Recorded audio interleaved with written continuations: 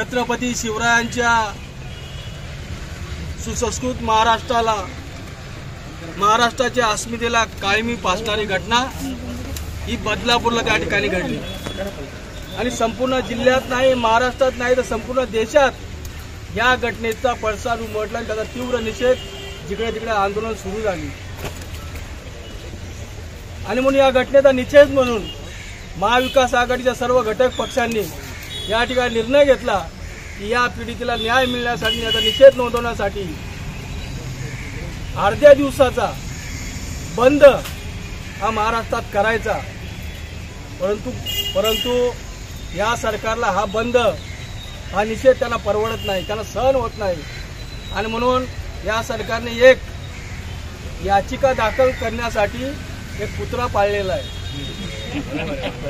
आणि कुठलंही आंदोलन असेल, कुठलंही बंद असेल तर हे कुत्रा जाऊन पहिला भुकतं आणि तिकडे त्या ठिकाणी याचिका दाखल करते। आतापर्यंत कोणताही बंद आंदोलन हे कायदेशीर नसतंय, ते सर्वांना माहीत आहे। परंतु जनतेची जनभावना बघून एक हाक मारली की आपल्याकडे सुद्धा दुकानं बंद होतात, परंतु यांना शेवटी न्यायालयाचा आधार घ्यावा लागला। इतकं घाबरलेलं हे सरकार आहे। आज लहान लहान 3 वर्षाची चिमुरडी सुरक्षित नाही, माझी तरुण कॉलेजला जाणारी भगिनी त्या ठिकाणी सुरक्षित नाही, की माझी 60-65 वर्षाची आजी माता भगिनी सुरक्षित नाही। आणि म्हणून हे छत्रपती शिवरायांचं सरकार आमचं आलं हे सांगतायत, पण छत्रपती शिवरायांचं मग शिवराय साहेबांनी सांगितलंय की अशी घटना घडली तर छत्रपती शिवराय त्याला तात्काळ त्या ठिकाणी शासन करत होते, गडेलोट करत होते।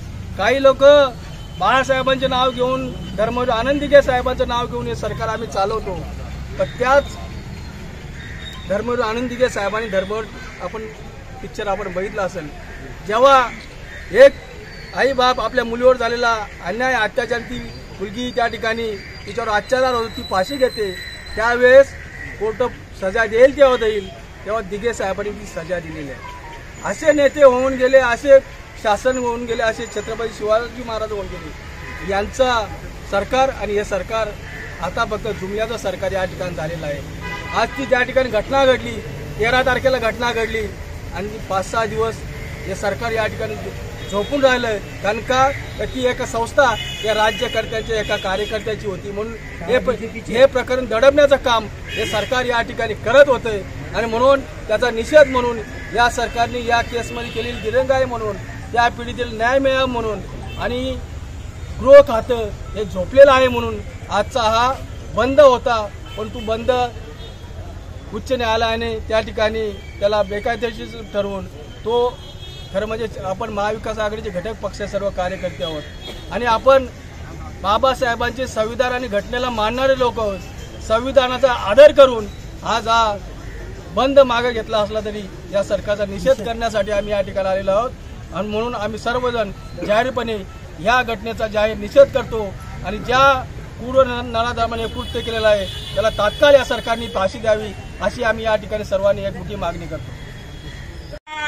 न्याय द्या, या सरकारचं करायचं काय, खाली डोकं वर पाय, या सरकारचं करायचं काय, खाली डोकं वर पाय, राजीनामा द्या, राजीनामा द्या,